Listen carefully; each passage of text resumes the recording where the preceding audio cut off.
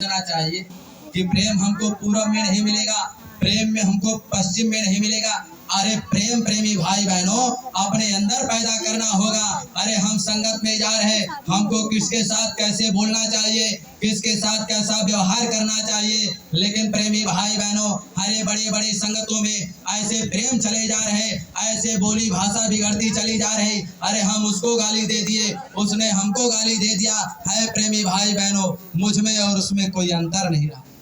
इसलिए संत महापुरुष बताते कि अरे अगर कोई गाली दे रहा है, अरे जब आप उसको गाली दे देंगे तो फिर आप में और उसमें अंतर नहीं रहेगा। इसलिए प्रेमी भाई बहनों गुरु महाराज सत्संग में बराबर बताया करते थे कि अरे उसकी क्षमता गाली देने की है और हमारी क्षमता उस गाली को सहने की है। और प्रेमी भाई बहनों अरे आप सभी लोग उस गाली को मुस्कुरा करके, ऐसे गाली को नजरअंदाज करके केवल अपनी मौज में, केवल गुरु महाराज की मौज में चलते रहिएगा। एक न एक दिन जीवात्मा हमारी उस परमात्मा से मिल जाएगी और हमारी संगत खुशहाल से रहेगी। इसलिए गुरु महाराज ने कहा कि संगत की सेवा और संगत में आप सभी लोग बराबर आते जाते रहना। अरे संगत से बैरी करना कोई अच्छी बात नहीं है। इसलिए प्रेमी भाई बहनों अरे जैसे हम सब लोग घर परिवार में अरे मिलजुल करके रहते, अरे एक ही घर में खाना बनाते, एक ही घर में बैठ करके एक ही साथ में बैठ करके भोजन करते, एक ही रूम में एक ही मकान में हम सब लोग अच्छे से प्रेम से सो लेते। ऐसे ही प्रेमी भाई बहनों ये संगत एक अपना परिवार है और इसी संगत में हम सब लोगों को एक परिवार की तरह एक ऐसे ही प्रेम और व्यवहार बना करके उस संगत में रह करके उस मालिक की सच्ची भक्ति और भजन करना। और गुरु महाराज देखिए बराबर सत्संग में हम सब लोगों को समझाते और बुझाते रहे कि देखो आप सभी लोग सेवा पर बराबर जोर देते रहिए।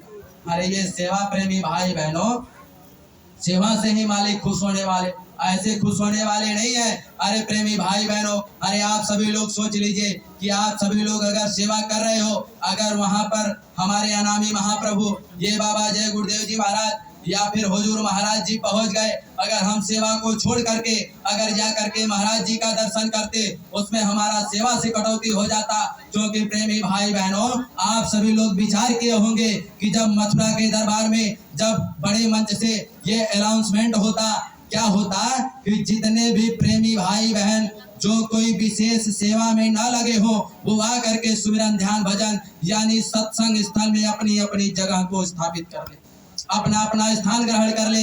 लेकिन ये भी बोला जाता कि जो प्रेमी भाई बहन अपने अपने सेवा में लगे हुए हैं वो अपनी अपनी सेवा में लगे रहे। इसका मतलब ये हुआ, इसका तात्पर्य ये हुआ कि सेवा सबसे बड़ी सेवा।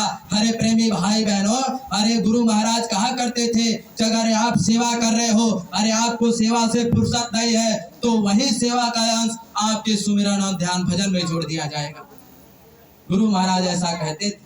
अरे प्रेमी भाई बहनों अरे ऐसे महापुरुष हमको वहां पर दर्शन देने के लिए गए, लेकिन हम अपने सेवा को छोड़ करके बताइए हम अनामी महाप्रभु का दर्शन करने लगे, उससे हमारी ये सेवा से कटौती निकल जाती। जैसे प्रेमी भाई बहनों अरे विचार करिएगा अगर आपको किसी नौकरी पर रख दिया जाए और उस नौकरी से अगर प्रेमी भाई बहनों उस नौकर मालिक आ जाए, उस नौकरी का मालिक अगर आ जाए तो आप उसके पास प्रणाम करने नहीं जाएंगे। अगर आप उसके पास प्रणाम करने के लिए गए वो तुरंत मालिक कहेगा अरे तुमने हमारा ये आधे घंटे का समय खींच लिया, ये फालतू समय खींच लिया, इसका तुम्हारा तनख्वाह कटेगा।